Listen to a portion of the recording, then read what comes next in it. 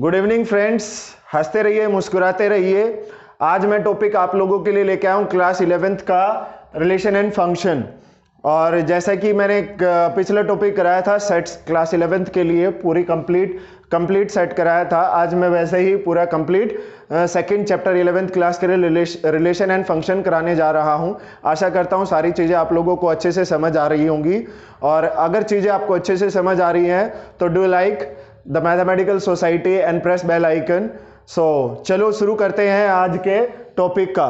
Wait a minute, topic शुरुआत करने से पहले मैं चाहूँगा कि आप घर पर रहें और सुरक्षित रहें और सरकार के द्वारा निर्धारित की गई गाइडलाइन को फॉलो करते रहें। Thank you. चलो शुरू करते हैं आज के टॉपिक को। सबसे पहले हमारे पास है कार्टेशियन प्रोडक्ट। हमेशा की तरह मैंने कंटेंट यहाँ पर दे रखा है, क्लास कंटेंट, दैट इज इसी। सबसे पहले हमारे पास है कार्टेशियन प्रोडक्ट। जैसे कि हमने पिछली क्लास में पढ़ा था सेट्स, तो दो सेट को किस तरह से हम मल्टीप्लाई करते हैं उसे हम कहते हैं Cartesian product. The product of two sets is called Cartesian product. And how to do this, let us see. ए हमारे पास कोई सेट है 1 2 एंड बी हमारे पास कोई सेट है that is small a small b। तो हमारे पास इनका प्रोडक्ट आएगा a क्रॉस b, इनका product. And this product can be write it like this is form of set builder form. ये है सेट बिल्डर फॉर्म सेट की। दो एलिमेंट आएंगे, इसको रोस्टर फॉर्म में भी चेंज करके मैं दिखाऊंगा। ये दो फॉर्म आएंगी, पहली सेट बिल्डर फॉर्म में बता रहा हूं, उसके बाद रोस्टर फॉर्म।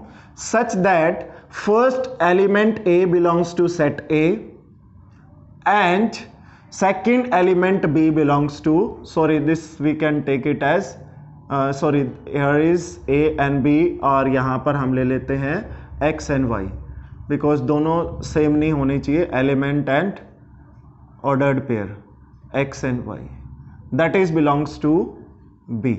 तो ये हमारे पास this is the collection of all such points which first element of this set belongs to A, second element this set belongs to B। अब इसको हम कार्टेशियन फॉर्म को कार्टेशियन प्रोडक्ट को रोस्टर फॉर्म में कैसे लिखते हैं, चलो देखते हैं। देखो, पहला हमने लिया 1, तो x हमारे पास 1 आया। दूसरा y हमारे पास क्या आ गया, a। एक फॉर्म तो ये हो गई। दूसरा, पहले अगर हम x रखते हैं, दूसरा b लेके आते हैं, तो दूसरी फॉर्म ये आ गई। Similarly that is 2a and 2b। ये हमारे पास आ गया Cartesian product. That means every element is multiply with और इन, ये क्या है हमारे पास, ऑर्डर्ड पेयर है। मैं एक बार बता देता हूं, ऑर्डर्ड पेयर भी मैंने कंटेंट में लिखा हुआ है। ऑर्डर्ड पेयर क्या होते हैं, जो फर्स्ट एलिमेंट होता है वो फर्स्ट सेट के अंदर बिलोंग करता है, जो सेकंड एलिमेंट होता है वो सेकंड सेट के अंदर बिलोंग करता है। देखिए फर्स्ट कहां पर बिलोंग कर रहा है, फर्स्ट सेट में। A1 बिलोंग कर रहा है फर्स्ट सेट में, A बिलोंग कर रहा है सेट B में। ठीक है, तो इस तरह से हम कार्टेशियन प्रोडक्ट करते हैं। और जो ये पेयर आते हैं हमारे पास, इन पेयर्स को बोलते हैं दैट इज ऑर्डर्ड पेयर। अब ऑर्डर कार्टेशियन प्रोडक्ट आपको समझ आ गया। अब इसके बाद जो ऑर्डर्ड पेयर है इसके बारे में फर्दर स्टडी करते हैं, पढ़ते हैं, देखते हैं क्या है। अगर दो ऑर्डर्ड पेयर दे रखे हों और वो इक्वल हमें दे रखे हों, तो इसका मतलब क्या, लेट इट बी y और here we can take any constant.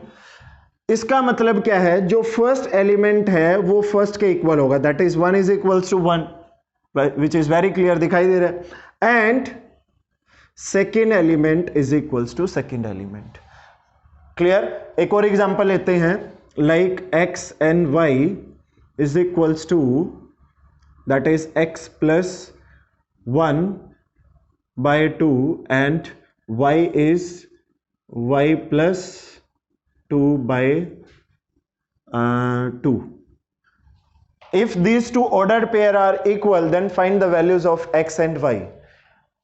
If these ordered pair are equal, then their respective positions पर जो हमारे पास एलिमेंट है वो क्या हो जाएंगे, इक्वल हो जाएंगे। x plus 1 by 2. 2 comes over here, that is 2x is equals to x plus 1. That is x is equals to 1। एक x इधर आके माइनस हो जाएगा। माइनस कैसे करते हैं, x इधर है that is 2x minus x।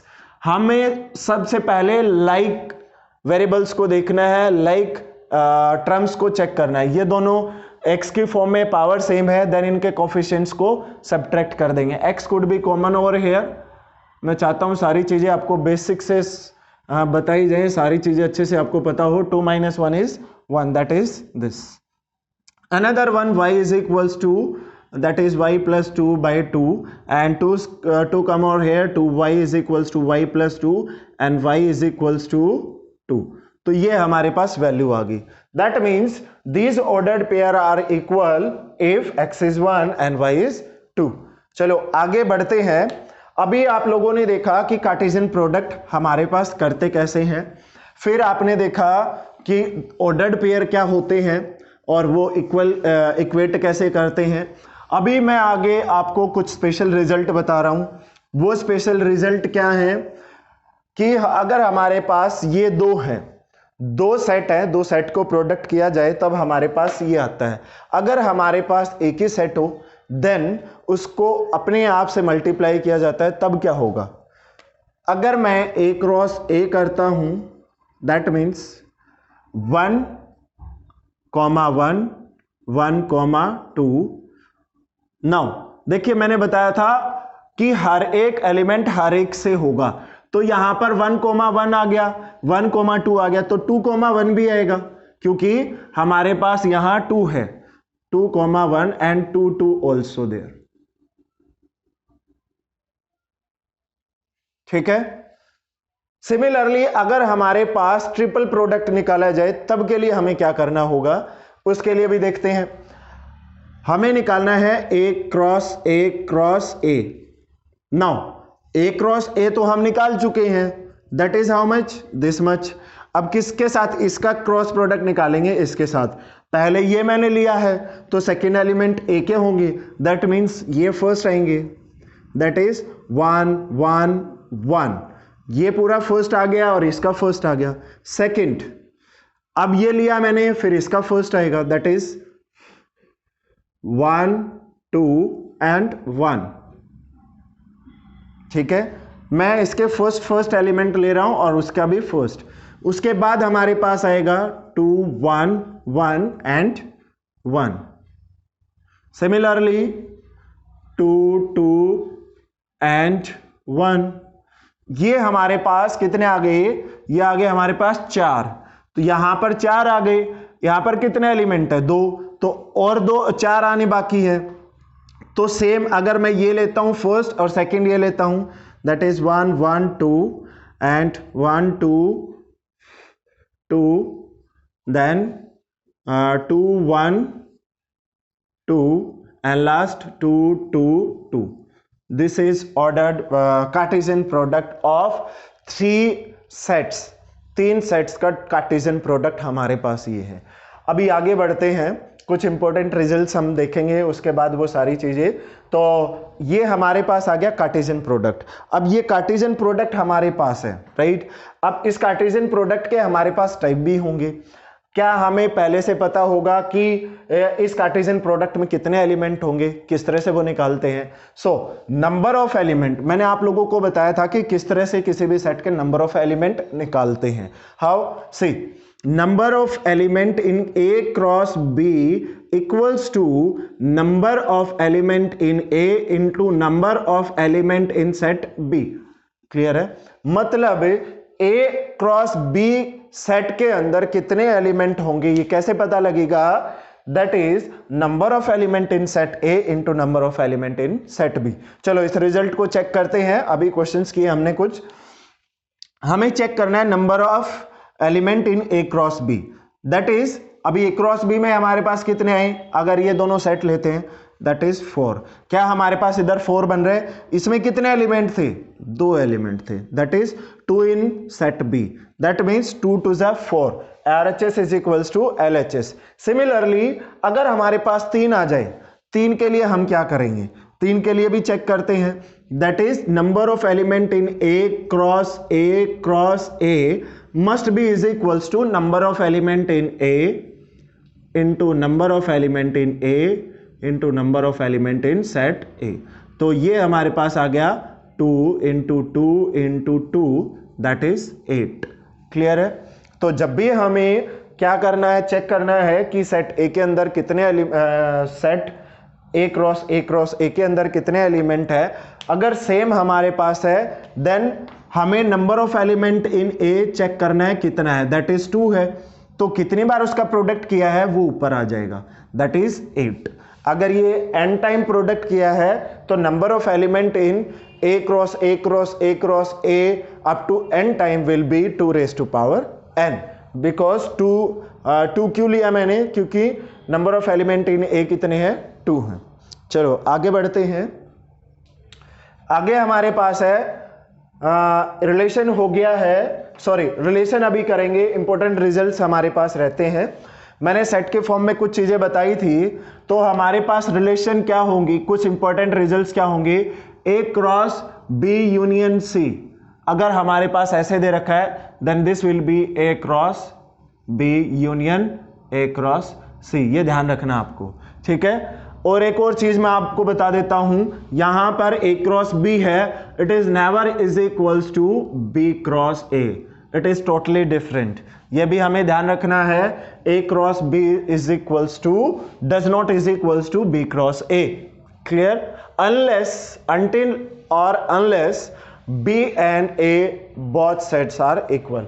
अब यहां पर हमें कोई फर्क नहीं पड़ेगा, ए क्रॉस ए है तो ये फर्स्ट वाला ए पीछे हो जाए, that means both are same, तो हमें यहां पर कोई फर्क नहीं पड़ेगा। But if two different sets, if we have product of two different sets then they does not commute to each other, the product does not commute of the cross product of two different sets। okay, next हमारे पास है, एक तो result ये आ गया। Similarly अगर हमारे पास पीछे ये दे रखा हो that is B union C and it is multiply with set A, then it will be that is B cross A union C cross A. ये ध्यान रखना है भाई आप लोगों को, ठीक है, ये हमारे पास आएगा।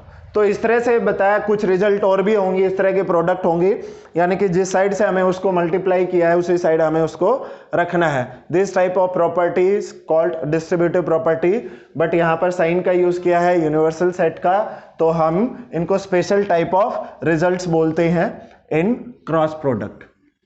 चलो आगे बढ़ते हैं, रिलेशन पे आते हैं। दो सेट लेते हैं और सेट को डिफाइन करते हैं। जैसे हमारे पास सेट है तो सेट के बीच में भी कुछ ना कुछ रिलेशन होगा। जिस तरह से हमारे बीच में रिलेशन है मेरे फादर मदर और ब्रदर के बीच में जो रिलेशन है, इस तरह से जब भी हम सेट्स को लिखते हैं तो सेट्स को का क्रॉस प्रोडक्ट हमने किया है तो इनके बीच में कुछ ना कुछ रिलेशन होता है, ठीक है। तो रिलेशन हमारे पास हमेशा क्या होती है, सबसेट ऑफ क्रॉस प्रोडक्ट होती है। लेट इट बी, मैं कोई सेट ए लेता हूं and set A is first 10 natural number, set A is first 10 natural number and set B is square of first 3 natural number, set B is square of first 3 natural number, or we can take another also, let it be, ये हमारे पास है कोई set है हमारे पास A जिसके अंदर पहले 10 natural number हैं, 10 प्राकृत संख्याएं हैं, ठीक है। उन 10 प्राकृत संख्याओं को हमें रिलेशन निकालनी है, ठीक है। अभी कोई सेट दूसरा, लेट इट बी, हमारे पास जो रिलेशन दे रखी है वो सेट ए से ए तक ही दे रखी है। This are defined relation, this are defined relation, मतलब सेट ए से ही रिलेट कर रहा है। लेट इट बी, यहां पर मैं इनको लिखता हूं 1 2 3 4 5 6 7 8 9 and 10। Similarly 1 2 3 4 5 6 7 8 9 and 10। यहां से यहां तक इसके रिलेशन मैंने दी है, इस डायग्राम के थ्रू मैं आप लोगों को समझा रहा हूं। तो मैंने यहां पर रिलेशन क्या बताई है कि जो हमारे पास, यानी कि मैं यहां पर रिलेशन को लिख रहा हूं, relation that is x, y such that y is equals to x square for all x belongs to a and y belongs to a. Sorry, we can write because दोनों सेट सेम है, तो हम इसको ये भी लिख सकते हैं x, y both belongs to set A. ठीक है, अच्छे से समझ आ रहा होगा, दिखाई भी अच्छे से दे रहा होगा, आई थिंक सो. तो ये हमारे पास क्या आ गई भाई, एक रिलेशन आ गई है. अब रिलेशन कैसे बता रही है कि जो हमारे पास सेकंड एलिमेंट है वो फर्स्ट एलिमेंट का स्क्वायर है. यानी कि अगर मैं यहां से फर्स्ट एलिमेंट लिखता हूं, लेट इट बी, ये कौन सी फॉर्म लिखी हमने सेट की, set builder form. This is set builder form. अभी मैं लिखने जा रहा हूं रोस्टर फॉर्म. तो रोस्टर फॉर्म में लिखते हैं, सारी चीजें अच्छे से क्लियर हो जाएंगी. तो सेट बिल्डर फॉर्म में हमने क्या देखा, अगर मैं पहला एलिमेंट लेता हूं पहले यहां से सेट से, लेट इट बी 1, तो हमारे पास जो दूसरा एलिमेंट आएगा दैट इज y, वो क्या हो जाएगा, पहले वाले एलिमेंट का square, that is y is equals to 1. तो ये आ गया भाई 1 हमारे पास. ठीक है, अब आगे बढ़ते हैं. सिमिलरली अगर मैं लेता हूं फर्स्ट एलिमेंट 2, तो सेकेंड एलिमेंट कितना आ जाएगा, that is 4 of 2, sorry square of 2, that is 4. Similarly if I take 3, then square of 3 will be 9. तो ये हमारे पास क्या आ गया, that is the relation of the set on set A, from set A to A. दोनों relation किसके ऊपर है, सेट A से A तक है हमारे पास. अब देखिए, अगर मैं यहां 4 लेता हूं तो यहां कितना आना चाहिए, 16 आना चाहिए. बट क्या 16 हमारे पास सेट A में है, क्या सेकेंड एलिमेंट हमारे पास जो कि Y में बिलोंग करता है, A में बिलोंग करता है, क्या यहां पर कहीं 16 है, नहीं. तो हम इसको नहीं लेंगे. तब हमारे पास क्या आ जाएगा, दिस इज द रिलेशन. क्या है ये हमारे पास, रिलेशन. और ये रिलेशन हमेशा क्या रहेगी, this is always subset of cross product of that set. जिसके बीच में रिलेशन निकाल रहे हैं उनके क्रॉस प्रोडक्ट का हमेशा क्या रहेगी, सबसेट. ठीक है, अगर मुझे यूनिवर्सल रिलेशन निकालनी हो तो वो यूनिवर्सल रिलेशन क्या होगी, A क्रॉस A, जिसमें सभी के सभी रिलेशन आती है. मैंने आपको यूनिवर्सल सेट बताया था, उस सेट को यूनिवर्सल सेट बोलते हैं जिसके अंदर सभी सेट आते हैं. तो यूनिवर्सल रिलेशन कौन सी होगी, जिस रिलेशन के अंदर सभी रिलेशन आती हैं. तो वो रिलेशन है हमारे पास A cross A. That means हमारे पास यहाँ पर रिलेशन आपको अच्छे से समझ आ गई होगी. इसी तरह से कुछ और भी हो सकती है यहाँ रिलेशन. यहाँ पर रिलेशन और क्या हो सकती है, चलो देखते हैं. एक और रिलेशन लिखते हैं, that is set builder form x, y such that y is equals to x, let it be 2x plus 1 for all x and y belongs to set A. अब ये रिलेशन मैंने यहां पर लिख दी है, ध्यान से देखो. यहां पर मैंने क्या लिखा है, जो y है वो 1 more than twice of x है. यानी कि जो सेकेंड एलिमेंट है वो फर्स्ट एलिमेंट का 2 गुने से 1 ज्यादा है. That is relation in roster form can be write it like this. If I take x is 1, then y will be 3. If I x is take 2, then y will be 5. If I take x is 3, then y will be 3 to the 6 plus 1 7. If I take x is 4, then y will be, that is 9. If I take x is 5, 5 belong करता है a के अंदर से, yes.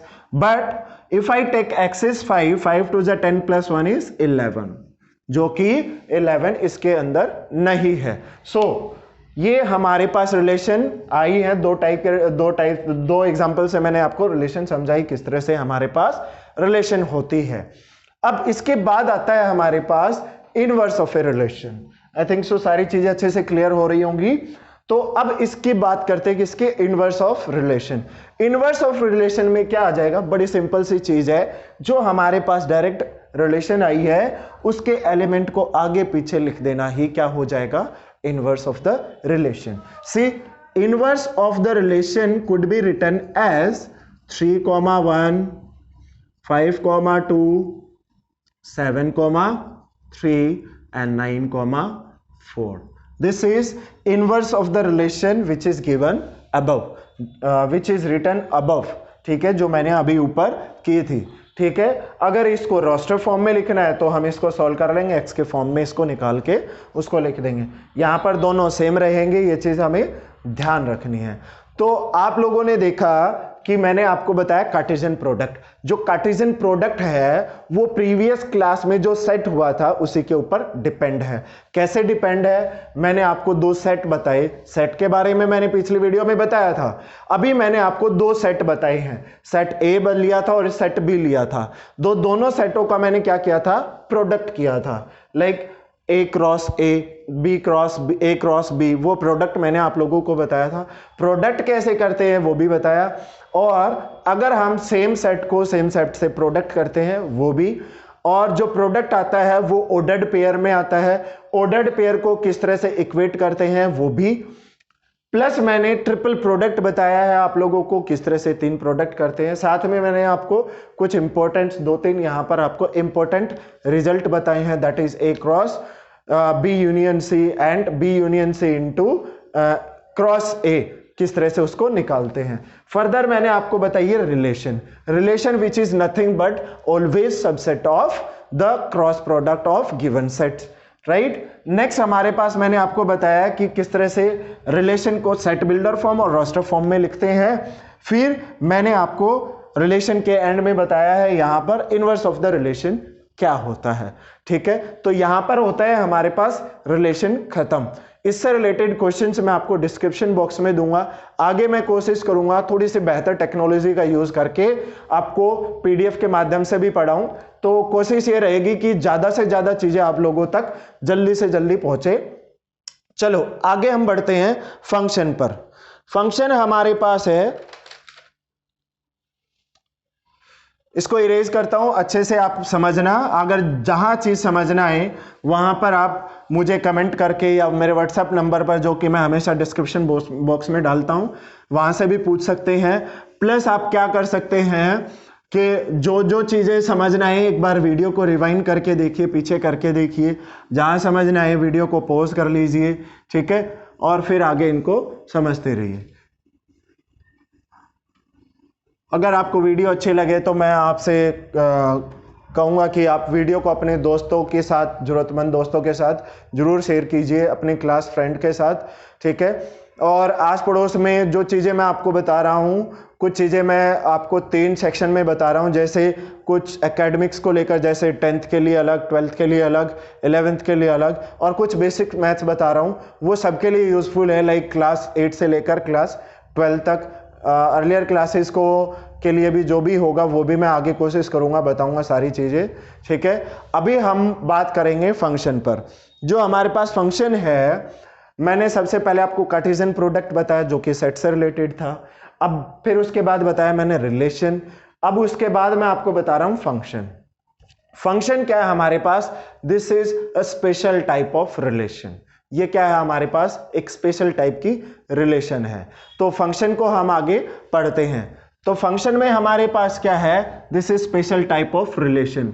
इसमें जब class 12th में जाएंगे मैं आप लोगों को बताऊंगा कि किस तरह से ये जो रिलेशन है, एक पर्टिकुलर टाइप का रिलेशन है, उसको फंक्शन बोलते हैं। अभी मैं वो भी एलिब्रेट करने जा रहा हूं, ठीक है। तो चलिए आगे बढ़ते हैं। हमारे पास फंक्शन है, लेट इट बी एफ। हमारे पास कोई फंक्शन है from set A to set A. कोई भी सेट मैंने ए टू ए ले लिया है ताकि आपको अच्छे से वो सारी चीजें क्लियर हो जाए, ठीक है। तो हमारे पास क्या है, ऑर्डर्ड पेयर है। ऑर्डर्ड पेयर में हम क्या लिखेंगे कि हमारे पास each element of, this is set A, बहुत सेट ए मैंने लिया है, और सेट ए को मैं यहां पर डिफाइन कर लेता हूं। Let set A is that is 1 2 3 4 and 5। ये मैं आपको बता देता हूं, ठीक है। ये जो हमारे पास सेट ए है, यहां पर हमारे पास डिफाइन हो रहा है सेट ए टू ए। यहां पर हमारे पास ये फंक्शन है, कहां से कहां तक जा रहा है, सेट ए से लेकर सेट बी तक। यहां पर दोनों में सेम नंबर आ जाएंगे क्योंकि दोनों सेट क्या है हमारे पास, सेम है। अब मैंने आपको बताया था ए क्रॉस ए, फिर बताया था A how A related to A, that is relation. अब मैं आपको बता रहा हूं फंक्शन। फंक्शन किस तरह ए से ए पर अप्रोच करता है, ये किस तरह से स्पेशल टाइप की फॉर्म है, तो ये आपको ध्यान रखना है। अगर हमारे पास हर एक एलिमेंट की यूनिक इमेज इसमें आ जाए,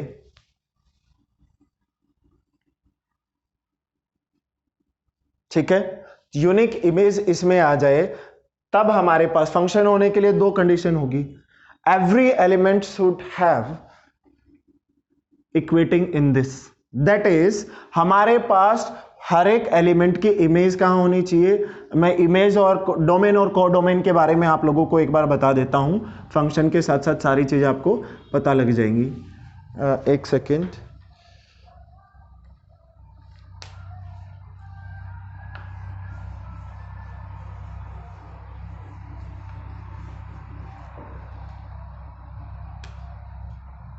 तो यहां पर हमारे पास क्या आ जाएगा, एवरी एलिमेंट जो कि इससे बिलोंग करता है हमारे पास फर्स्ट से, वो ए में रहेगा और सेकंड इसमें रहेगा। दैट एवरी एलिमेंट, सबसे पहले, इससे पहले मैं क्या बताने जा रहा था, डोमेन। तो डोमेन हमारे पास क्या होता है, डोमेन इज ऑलवेज दिस। यहां पर इसको हम क्या बोलते हैं, डोमेन। यहां से जो वैल्यूज हम पिक करेंगे वो हमेशा डोमेन रहेंगी, और जो वैल्यूज फंक्शन के थ्रू इससे आएंगी, इसमें आएंगी, उसको क्या बोलेंगे हम, जो वैल्यूज हमारे पास इससे लेंगे, जो फंक्शन के थ्रू इसमें अप्लाई होंगी, इसको तो डोमेन बोलेंगे, इसको सेकंड वाले को कोडोमेन बोलेंगे, कंप्लीट को कोडोमेन, कोडोमेन। बट जो मैं बता रहा हूं आप लोगों को, जो फंक्शन के थ्रू इसकी वैल्यू यहां पर आएंगी, ठीक है, उसको क्या बोलेंगे हम, इमेज। दैट इज इमेज, यानी कि 1 की इमेज कितनी है, 1, 2 की इमेज कितनी है, 2। यहां पर इस तरह से ये इनकी मैपिंग हो रही है, इसको क्या बोलते हैं, mapping. That is 2 maps to 2, 3 maps to 3, 4 maps to 4, 5 maps to 5, ठीक है। तो हमारे पास जो फंक्शन आ गया है वो किस टाइप के रिलेशन हमें बता रहा है, that is every elements map to itself.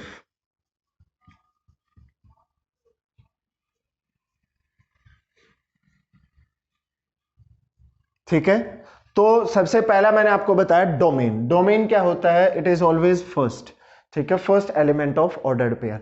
Next हमारे पास कोडोमेन क्या होता है, ये कंप्लीट सेट जो जिस पर हमारे पास सेकंड में होता है, उसको क्या बोलते हैं, कोडोमेन। इसके बाद हमारे पास आती है रेंज। रेंज क्या होती है, this is always collection of all such points which are on the second position in the ordered pair, that is 1 2 3 4 and 5. now जब ये रेंज हमारे पास एक दो चीजें हैं, ये रेंज हमारे पास क्या होगी, ये हमेशा सेट जो कोडोमेन है, कोडोमेन लिख देता हूं, ए नहीं लिख रहा हूं, कोडोमेन के हमेशा क्या रहेगी, सबसेट। जो रेंज है कोडोमेन की क्या रहेगी, सबसेट। जब complete codomain, complete range codomain के इक्वल आ जाए, दो चीजें मैंने आपको बताई है, that every element should have image in this. इनको रेंज बोलते हैं, ये जो मैपिंग करते हैं उसको इमेज बोलते हैं। तो हर एक एलिमेंट की मैपिंग दूसरे में हो रही है, ठीक है। तो यहां पर कोई भी एलिमेंट नहीं बचा हुआ है और हर एक डिफरेंट पे इमेज मैप कर रहा है। तो दो कंडीशन मैंने फंक्शन के लिए बताई है। फंक्शन के लिए पहली कंडीशन क्या है, हर एक एलिमेंट की डिफरेंट मैपिंग होनी चाहिए, मैपिंग शुड बी, हर एक एलिमेंट की क्या होनी चाहिए, यूनिक, क्या होनी चाहिए, यूनिक, ठीक है। दूसरा मैंने क्या बताया है कि रेंज जो है, जो रेंज हमारे पास है वो कोडोमेन के इक्वल होनी चाहिए, इस कोडोमेन के इक्वल। तो यहां पर मैं लिख देता हूं कोडोमेन यहां पर क्या है, ए के इक्वल है। तब ये हमारे पास क्या हो जाएगा, वो रिलेशन जिसकी हर एक एलिमेंट की डिफरेंट इमेज होगी दूसरे सेट में, और दूसरा एलिमेंट, दूसरा सेट जिस पे मैपिंग हो रही है वो कंप्लीटली रेंज के इक्वल आ जाए, तब हमें क्या बोलेंगे कि जो गिवन रिलेशन है, ये जो रिलेशन है वो क्या है, फंक्शन है।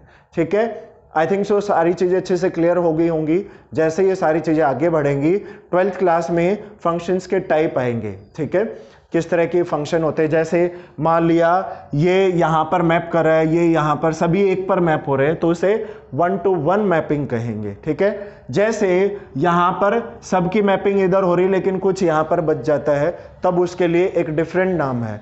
तो all type of function should be, जो क्लास 12th में आएंगे वो मैं आपको क्लास 12th में बताऊंगा। अभी के लिए आपको बस इतना सही पढ़ना था, फंक्शन, डोमेन, कोडोमेन, रेंज, ये सारी चीजें मैंने आपको बता दी हैं। अब कुछ स्पेशल टाइप के फंक्शन होंगे वो मैं आपको बताने जा रहा हूं। फिर कुछ अलजेब्रा ऑफ फंक्शन करेंगे और कुछ क्वेश्चंस भी करेंगे। कुछ क्वेश्चन जो फंक्शन से हमें कोई फंक्शन दे रखा है उससे डोमेन निकालना है, रेंज निकालनी है। ठीक है, और इस टाइप के सभी क्वेश्चंस। चलो आगे बढ़ते हैं। इसके बाद हम आते हैं सम टाइप ऑफ फंक्शंस। ठीक है, तो कुछ फंक्शन अब जिसके मैं बात कर रहा था कि हमारे पास जिनकी मैपिंग अलग अलग तरीके से होती है, इसी टाइप के कुछ फंक्शन मैं आपको अभी बताने जा रहा हूं। सबसे पहला फंक्शन हमारे पास रहेगा आइडेंटिटी फंक्शन। आइडेंटिटी फंक्शन कौन से फंक्शन होते हैं जिसके मैपिंग अपने आप पर, जो मैंने अभी एग्जांपल लिखा था ये आइडेंटिटी फंक्शन का है। That is a function f is said to be identity function, that is a to a if f of x is equals to same x। यानी कि अब ग्राफ के माध्यम से आप समझिए, ग्राफ के थ्रू आप इसे अच्छे से समझिए। क्या है ये हमारे पास, ये हमारे पास एक प्लेन है, दैट इज कोऑर्डिनेट प्लेन।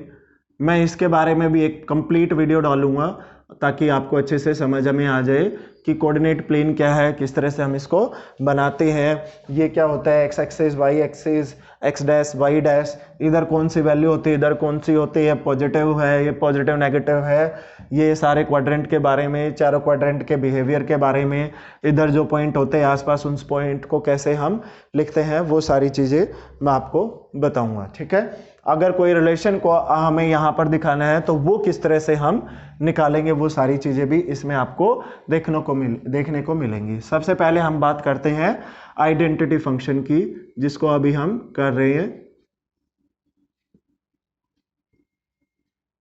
ये इक्वल डिस्टेंस पर होनी चाहिए, ये ध्यान रखना,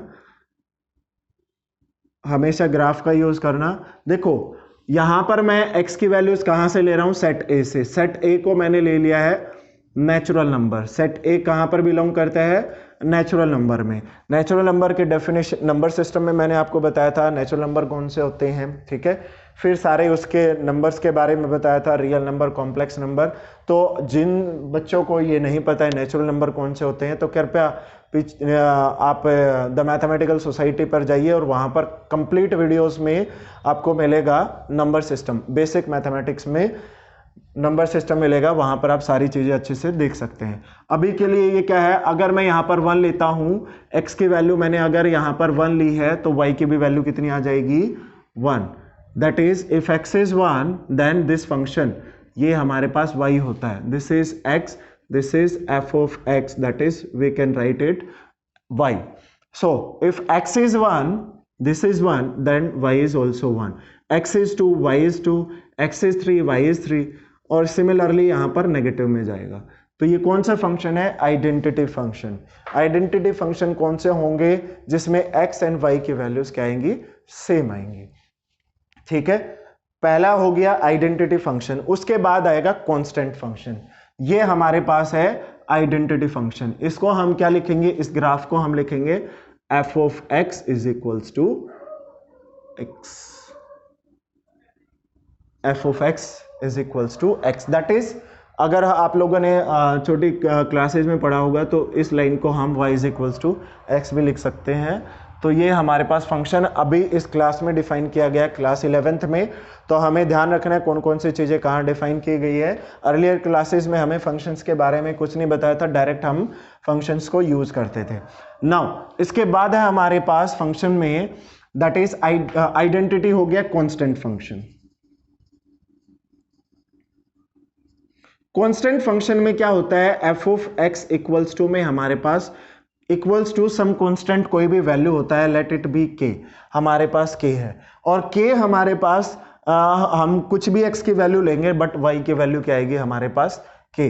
तो k को मैं यहां सपोज कर लेता हूं, यहां पर हमारे पास k है तो x की वैल्यू कुछ भी लूंगा बट y की वैल्यू क्या आएगी हमारे पास k। तो ये हमारे पास कांस्टेंट फंक्शन यहां पर इस तरह से डिफाइन होगा। नेक्स्ट हमारे पास कांस्टेंट फंक्शन के बाद आता है that is rational function 1 over x। ठीक है, वही सेम, अगर मैं इसको 1 ओवर x लिख दूं तो इसका बिहेवियर हमारे पास चेंज हो जाएगा। अगर मैं इसको पोलिनोमियल फंक्शन बोलूं दैट इज एक्स स्क्वायर, तब हमारे पास यहां से यहां पर अपवर्ड पैराबोला बन जाएगा। ये सारी चीजें क्लास 11th में आगे आएंगी। तो ये क्या होगा, अपवर्ड पैराबोला। इस टाइप ऑफ फंक्शंस को क्या बोलते हैं, इस टाइप के फंक्शन को बोलते हैं हम पोलिनोमियल फंक्शन। ठीक है, इसके बाद हमारे पास जो पोलिनोमियल फंक्शन है उसके बाद हमारे पास जो फंक्शन आता है उसको हम बोलते हैं मॉडुलस फंक्शन। मॉडुलस फंक्शन को कैसे लिखते हैं एक बार देखिए। जो हमारे पास मॉडुलस फंक्शन है, कांस्टेंट फंक्शन आपको अच्छे से समझ आ गया होगा। जो मॉडुलस फंक्शन है उसको लिखते हैं F of X is equals to mod of X. अब ये मॉड हमें हमेशा कैसी वैल्यू देता है, पॉजिटिव वैल्यूज। बट x में हमारे पास क्या है, दोनों टाइप के वैल्यूज हैं। x नेगेटिव भी हो सकता है और पॉजिटिव भी हो सकता है, where x belongs to real number.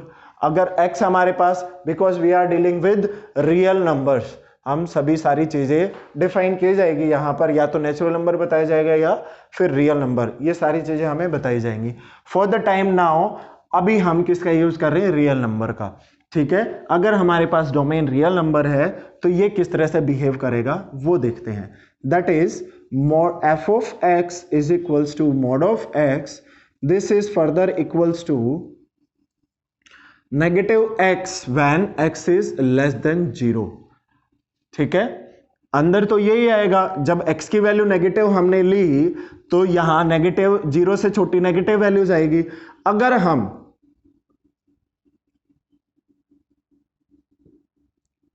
Positive greater than x की value greater than equals to 0 लेते हैं तो x की वैल्यू कैसे आएगी, पॉजिटिव x आएगी। लेट इट भी, हमने कुछ भी यहां पर लिया, x की वैल्यू हमेशा क्या आएगी, पॉजिटिव। तो किस तरह से इसे ग्राफ पे दिखाया जाए, चलो आगे बढ़ते हैं, देखते हैं। अगर ये हमारे पास कोई भी फंक्शन दे रखा है और ग्राफ के माध्यम से उसे जरूर करना चाहिए। ठीक है, तो कांस्टेंट फंक्शन मैंने इरेज कर दिया है और ये आइडेंटिटी फंक्शन इरेज कर दिया है, और उससे पहले मैंने इरेज किया था यहाँ पर polynomial function that is y is equals to X square. अभी यहाँ पर देखते हैं ये हमारे पास मॉडुलस फंक्शन है। मॉडुलस फंक्शन को किस तरह से हम डील करेंगे, अगर मैं x की वैल्यू कैसे लेता हूँ, 0 से छोटी, तो यहाँ से मैंने 0 से छोटी x की वैल्यू ली है -1, तो -1 मैंने यहाँ लिया है, -1 मैंने यहाँ रखा तो कितना आ जाएगा, +1। तो ये कहाँ पर जाएगा, ऊपर। तो अगर मैं इसको रिलेशन के फॉर्म में लिखूं तो ये क्या आएगा, x अगर मैंने -1 लिया है, -1 यहाँ रखा है तो +1, पहला पॉइंट ये आ गया। अगर मैं x लेता हूँ -2, तो -2 यहाँ रखूंगा तो +2 आ जाएगा, तो नेक्स्ट पॉइंट यहाँ पर आ जाएगा। तो इस टाइप से हमारे पास एक लाइन हो जाएगी। ये तो थी हमारे पास when x is less than 0। अगर हमारे पास x greater than 0 है, दिस इज ओरिजिन, यहां पर नेगेटिव्स वैल्यूज आएंगी। ठीक है, एक बार ग्राफ का एक मैं बेसिक वीडियो जरूर बना के डालूंगा ताकि आपको सारी चीजें अच्छे से क्लियर हो जाए। ठीक है, इसलिए मैं क्लास 12th की अभी जो रिलेशन एंड फंक्शन की क्लास नहीं ले रहा हूं, ताकि मैं ये आप लोगों को बेसिक चीज बता दूं ताकि आप क्लास 11th में अच्छे से समझ ले। जो क्लास 12th में बच्चे हैं अगर वो इस वीडियो को देख रहे हैं तो उनके लिए भी बेनिफिशियल है, क्योंकि क्लास 12th में ये सारा यूज होने वाला है। ठीक है, तो सिमिलरली इसके लिए अगर मैं करूं तो यहां पर इसको कैसे लिखेंगे, when x is I am taking x is 1 then y is also 1। ठीक है, क्लियर है।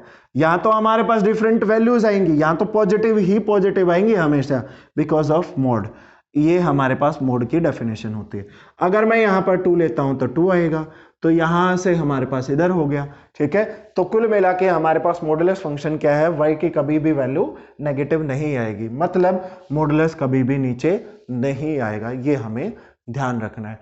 अगर नेगेटिव बाहर आ जाए, अगर इस फंक्शन के यहां पर बाहर नेगेटिव आ जाए, तब हमारे पास ग्राफ कैसा बनेगा, तब ये नीचे हमारे पास बन जाएगा। तब कैसी वैल्यू आएगी, हमेशा y की नेगेटिव वैल्यू आएगी। ठीक है, आई थिंक सो अच्छे से समझ आ गया होगा कि मॉडुलस फंक्शन कौन से होते हैं। ठीक है, इसके बाद हम करेंगे ग्रेटेस्ट इंटीजर और फिर सिग्नम फंक्शन, और यहां पर हमारे पास ये कंप्लीट हो जाएगा टाइप ऑफ फंक्शन। ठीक है, चलिए आगे बढ़ते हैं।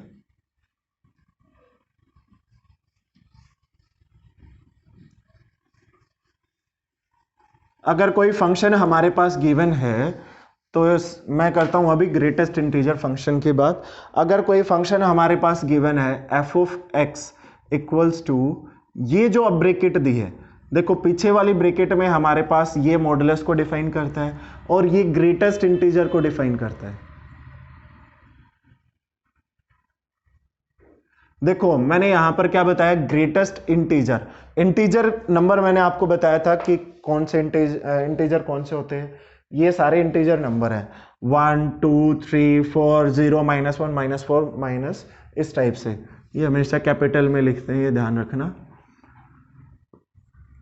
ओके, तो इंटीजर इस नाम से ही पता लग रहा है, लेकिन ग्रेटेस्ट का मतलब क्या है, चलो देखते हैं इसे। अब ये फंक्शन हमारे पास कोई दे रखा था और ये फंक्शन हमारे पास कुछ इस टाइप से है, लेट अस सी। अब हमारे पास -1 से लेकर x0 इनके बीच में आता है, x यहां पर है। अब यहां पर दोनों में से ग्रेटेस्ट इंटीजर कौन सा है, देखो यहां पर क्या है, 0। मैंने आपको बताया था कि अगर हम जब इनकी बात कर रहे हैं तो वहां पर किस तरह से इंटरवल को देखते हैं, किस तरह से इनको रीड करते हैं और किस तरह से इनके क्वेश्चंस को सोल्व करते हैं। यहां पर इक्वालिटी नहीं है, तो ये जो 0 है इस x से रिलेट नहीं कर रही है या फिर इसके साथ नहीं है, और ना ही हम इसका यूज कर सकते हैं बिकॉज x क्या है, इंटीजर है। तो ग्रेटेस्ट दोनों में कौन सा है, 0 के बाद जो x में लाई करता है वो कौन सा है, -1। सिमिलरली आगे फर्दर हमारे पास क्या है, 0 x 1। अब इन दोनों में से बड़ा तो 1 दिखाई दे रहा है, लेकिन 1 क्या है, इंक्लूड नहीं है, 0 यहां पर इंक्लूड है, और 1 के से सबसे छोटा इंटीजर जो x में यहां इंक्लूड हो रहा है वो कौन सा है, 0 है। तो इस तरह से ये हमारे पास चलता जाएगा 1 x 2।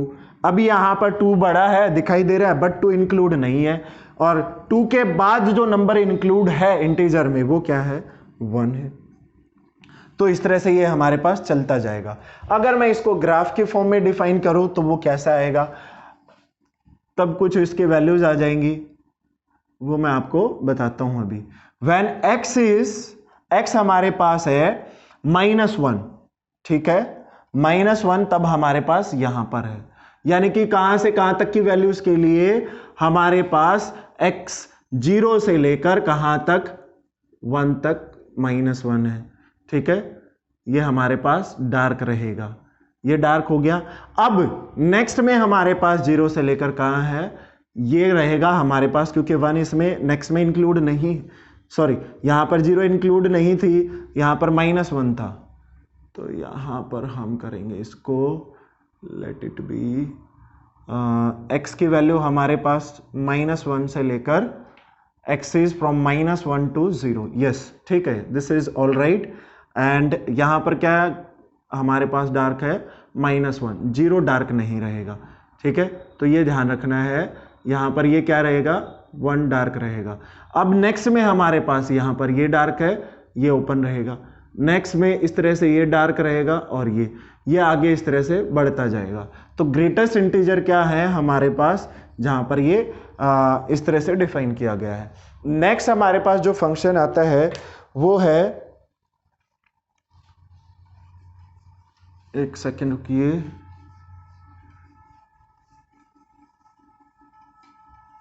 मैं इसको भी इरेज कर देता हूं।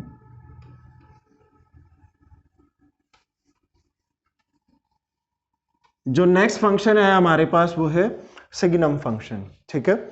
और सिग्नम फंक्शन को किस तरह से हम लिखते हैं वो एक बार देखते हैं। अगर हमारे पास कोई भी फंक्शन जो R दे रखा है, ठीक है, तो हम किस तरह से इसको सिग्नम फंक्शन को कैलकुलेट करते हैं।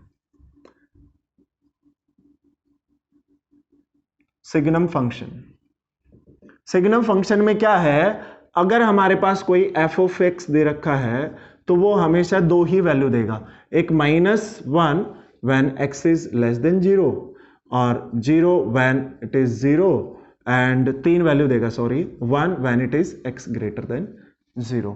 तो ये हमारे पास 3 वैल्यूज आएंगी, ये हमें ध्यान रखना है, ठीक है। तो ये 3 वैल्यूज कैसे आएंगी वो सारी चीजें मैं आपको बता देता हूं। किस तरह से हम इसको ग्राफ पे डिनोट करेंगे, एक बार देखिए। यहां पर मैं ले लेता हूं -1 and 1 when x is less than 0, when x is less than 0 it is always show -1। ये इंक्लूड नहीं है, ध्यान रखना, this is not included. when x is 0 then it is also 0, clear है। नाउ नेक्स्ट हमारे पास है if x is greater than 1 0 then this will be open, और ये हमारे पास आगे जाएगा। तो इस तरह से हमारे पास ये सिग्नम फंक्शन है। तो यहां पर सभी टाइप के फंक्शन हमारे पास कंप्लीट हो जाते हैं। लास्ट हमारे पास बचा हुआ है अलजेब्रा ऑफ फंक्शंस। किस तरह से हम इनको ऐड, सब्ट्रैक्ट, मल्टीप्लाई और डिवाइड करते हैं वो सारी चीजें हम अभी देखेंगे, ठीक है। तो कोई दो फंक्शन लेते हैं हम और दोनों फंक्शंस को किस तरह से हम ऐड करते हैं। सबसे पहले ऐड कैसे करते हैं वो मैं बताऊंगा। मान लिया हमारे पास एक फंक्शन है f ऑफ x, दूसरा फंक्शन है g of x। f of x है x plus 1, g of x है x स्क्वायर। तो यहां पर हम फंक्शंस को ऐड करेंगे। फंक्शन को ऐड कैसे करेंगे, कुछ इस तरह से। तो यहां पर हमारे पास f of plus g of x आ जाएगा और इनको ऐड कर देंगे। दैट इज यहां पर जो भी हमारे पास है इनको ऐड करेंगे। यहां से ये x plus 1 plus x square हो जाएगा। अब ऑर्डर में इसको लिखेंगे, ये हमारे पास इनका सम आ जाएगा, ठीक है। अगर हमें वैल्यू निकालनी है, मान लिया हमारे पास कुछ ऐसा दे रखा है, अब मुझे वैल्यू निकालनी है f of x plus g। मुझे कहाँ पर वैल्यू निकालनी है, 3 पर वैल्यू निकालनी है। इस दोनों के सम पे 3 पे वैल्यू निकालनी है। तो यहाँ पर मैं 3 स्क्वायर प्लस 3 प्लस 1, ये हमारे पास f of g of x इसका सम है। दिस इज द फंक्शन जो इन दोनों का सम है, इन दोनों फंक्शंस का सम है। तो यहाँ पर कितना आ गया भाई हमारे पास, दैट इज 13। इस तरह से हम इनकी वैल्यूज निकाल सकते हैं। अब जब हम रियल वैल्यूड फंक्शन की बात कर रहे हैं तो इस तरह से हम इसको ऐड कर सकते हैं, तो सब्ट्रैक्ट कर सकते हैं। तो ऑब्वियस है यहाँ पर माइनस का साइन लगा के हम इनको सब्ट्रैक्ट भी कर सकते हैं, तो ये माइनस का आ जाएगा और सिमिलरली इसके वैल्यूज भी आ जाएंगी। अगर मल्टीप्लाई करना हो तो आपने डायरेक्टली मल्टीप्लाई करके देखी होंगी चीज़ें। यहाँ पर मैंने आपको सम बता दिया है, लेट इट बी, इन दोनों का प्रोडक्ट अगर हमें करना है तब हम इसको क्या करेंगे, दैट इज डॉट प्रोडक्ट, और वी कैन से प्रोडक्ट और मल्टीप्लीकेशन इन दोनों का। तब हम क्या करेंगे, f ऑफ x जो हमारे पास है उसको पहले लिखेंगे क्योंकि पहले दे रखा है, ठीक है, और बाद में जो हमारे पास दूसरा दे रखा, अंदर मल्टीप्लाई करेंगे x cube plus x square आ जाएगा, ठीक है। अब कुछ क्वेश्चंस हम लेते हैं। ये तो थे हमारे पास सम, एडिशन, सब्ट्रैक्शन और मल्टीप्लिकेशन, ठीक है। अब कुछ क्वेश्चन लेते हैं जिसमें हमें रेंज और डोमेन निकालना हो, ठीक है। लेट इट बी हमारे पास कोई फंक्शन दे रखा है f of x and question हमारे पास दे रखा है दैट इज x की वैल्यूज अगर मैं यहां पर लेता हूं 16 माइनस एक्स स्क्वायर, ठीक है। तो सबसे पहले मुझे इसका डोमेन बताना है, सॉरी डोमेन की जो वैल्यूज लेंगे हम वो आएंगी हमारे पास रियल नंबर से, ठीक है। तो जो फंक्शन हमारे पास कैसा है, रियल नंबर का है। अब इसका डोमेन बताना है, देन इसकी रेंज बतानी है। यानी कि मैं x की जगह यहां पर क्या क्या रखूं कि ये फंक्शन क्या रहे, रियल रहे। ठीक है, एक तो ये रियल रहे, रियल।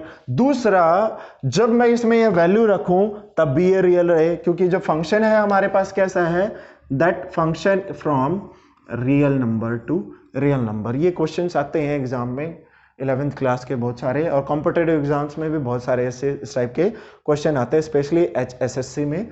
तो अगर ये हमारे पास है, ठीक है, अब यहां पर x की वैल्यूज क्या क्या रखी जाए ताकि यहां पर क्या आ जाए, ये रियल फंक्शन रहे। अगर रूट के अंदर नेगेटिव आ जाए तब क्या वो रियल रहेगा, नो। ठीक है, कॉम्प्लेक्स नंबर वो हो जाएगा, क्योंकि अंडर रूट में अगर नेगेटिव आता है तो उसको आइटा के फॉर्म में लिखते हैं। ऐसे नंबर्स को हम क्या बोलते हैं, इमेजिनरी नंबर।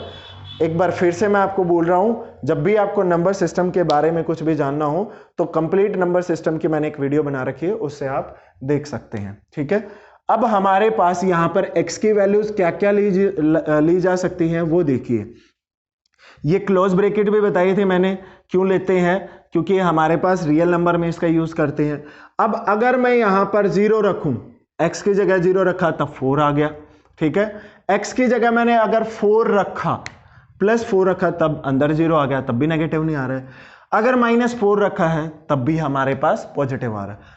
अगर मैं यहां पर रखता हूं -5, दैट विल बी -25। ठीक है, square of 5 is -25। 16 minus 25 that is -9। Under root के अंदर क्या आ गया, माइनस आ गया। That means this function will not able in, ये 4 से ज्यादा पर ये हमारे पास क्या हो जाएगा, कॉम्प्लेक्स नंबर के फॉर्म में चला जाएगा। अंडर रूट के अंदर क्या आ जाएगा, माइनस साइन, चाहे वो -4 हो या फिर +4 हो, क्योंकि हमारे पास x क्या है, x का स्क्वायर है। तो यहां तो स्क्वायर हमेशा पॉजिटिव हो जाएगा, लेकिन बाहर नेगेटिव है। स्क्वायर के आगे क्या है, स्क्वायर के आगे नेगेटिव है, जिसकी वजह से यहां पर दिक्कत आएगी। जहां से हम वैल्यू ले सकते हैं इस फंक्शन के लिए R2R, वो हमारे पास हो गया डोमेन। क्या आ गया, डोमेन। अब हमें क्या निकालनी है, रेंज। रेंज बताई थी किसका सबसेट रहती है हमेशा, that is always subset of codomain. ये बताया था, this is always subset of codomain. तो ये तो आ गई भाई हमारे पास रेंज, डोमेन। अब रेंज क्या है ये हमें देखना है, यानी कि इसके अंदर की वैल्यू यहां पर रखेंगे और चेक करेंगे क्या क्या वैल्यूज हमारे पास है। अगर मैं ये यहां पर रखता हूं, ठीक है, अगर रेंज निकालने का एक और तरीका भी है हमारे पास, इसको हम क्या करेंगे, y लेट कर लेते हैं और वहां से इसको सॉल्व करते हैं। तो ये हमारे पास आ गया 16 - x²। तो यहां से आ जाएगा y² is equals to 16 - x²। Clear है। अब यहां से इसको सोल्व करेंगे, that is x is equals to, हमारे पास कितना आ गया, ये 16 - y²।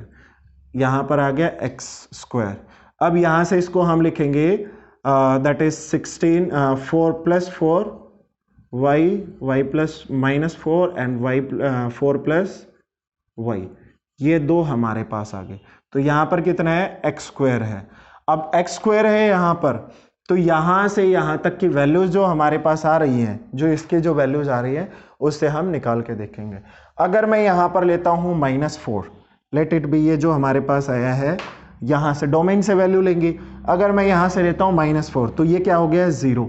ठीक है, तो ये 0 हो गया, तो कंप्लीट 0। तो जो सबसे छोटी वैल्यू हमारे पास आई है वो क्या आई है, 0।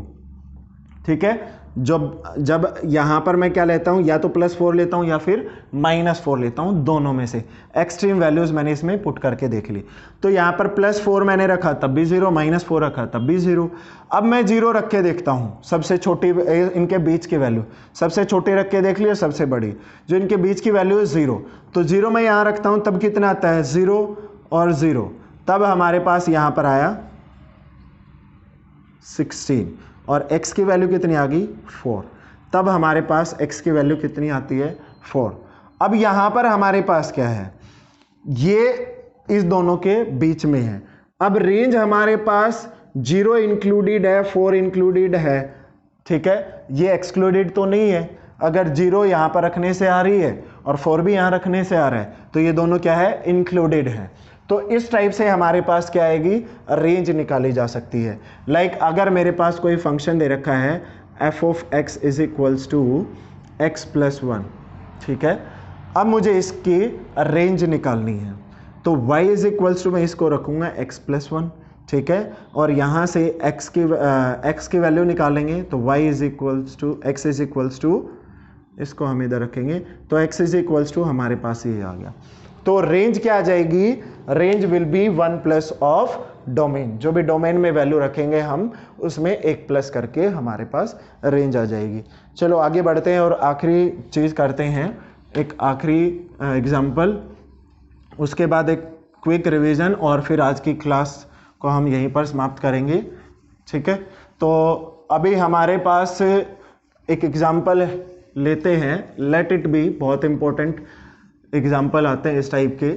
हमारे पास एक क्वेश्चन है और हमें उसका चेक करना है डोमेन क्या है और रेंज क्या है, that is x over x plus 1 and minus 1।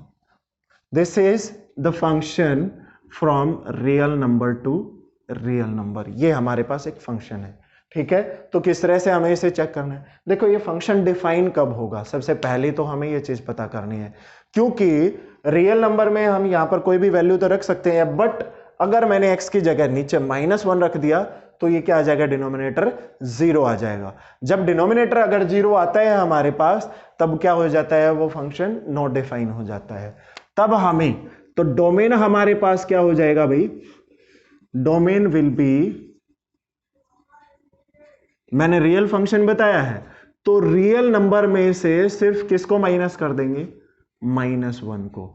जब एक नंबर को माइनस करना हो तो यहां पर इस कर्ली ब्रेसेस का यूज करेंगे। जब एक पर्टिकुलर टाइप का इंटरवल हमें सब्ट्रैक्ट करना हो तब यहां पर हम ओपन ब्रेसेस और क्लोज ब्रेसेस का यूज करेंगे, जो कि मैंने आप लोगों को बताई थी, these are open and these are close braces. चलो इसके, ये तो आ गया हमारे पास डोमेन, बट अब रेंज क्या है, ठीक है, वो हमें बतानी है। रेंज के लिए मैंने आप लोगों को बताया था इसे किसके इक्वल रखना, y के इक्वल रखना। तो ये हमारे पास x माइनस 1, x प्लस 1, तो यहां से किसकी वैल्यू निकालेंगे, x की वैल्यू निकालेंगे, x y plus y equals to x minus 1। अब क्या करेंगे, इसको इधर ले आएंगे, x y minus x, that is -1 minus y, और यहां से कॉमन निकालेंगे x को, that is y minus 1, that is -1, that is x is equals to, minus बाहर कॉमन निकाल लिया, यह आ जाएगा y minus y plus 1 by last में हमारे पास y 1 माइनस y। तो इस टाइप के जो सभी नंबर आएंगे वो हमारे पास इसकी रेंज आ जाएगी। तो यहां पर हमारे पास रेंज क्या आ गई, ये कंप्लीट, ये हमारे पास रेंज आ जाएगी। x की वैल्यूज यहां पर जो हमने रखी, यहां पर उसकी y की वैल्यूज आ जाएगी। सो दिस इज सिंपल, और सारी चीजें मैंने आपको, लगता है कि सारी चीजें आपको अच्छे से क्लियर हो गई होंगी। ये सारी चीज़ें कंटेंट मैं हमेशा यहाँ लिखता हूँ, और मुझे बताइए कि आप लोगों को वीडियो देखकर कैसा लगा है, ठीक है। अपने कमेंट्स और रिव्यू जरूर दीजिए ताकि मैं और इसमें सुधार ला सकूँ और सारी चीज़ें अच्छे से मैं आपको बता सकूँ। तो कार्टेशियन प्रोडक्ट, ऑर्डर, पेयर और ये सारी चीज़ें मैंने आपको बताई है। अगर आपको नहीं समझ आया तो कृपया वीडियो को बार बार देखिए। अगर समझ आ गया है तो कृपया वीडियो को लाइक करें, शेयर करें एंड सब्सक्राइब करें, ज़रूरतमंद बच्चों तक जरूर पहुँचाएँ, ठीक है। So thank you very much. हंसते रहिए, मुस्कुराते रहिए और घर पर सेफ रहिए। Thank you.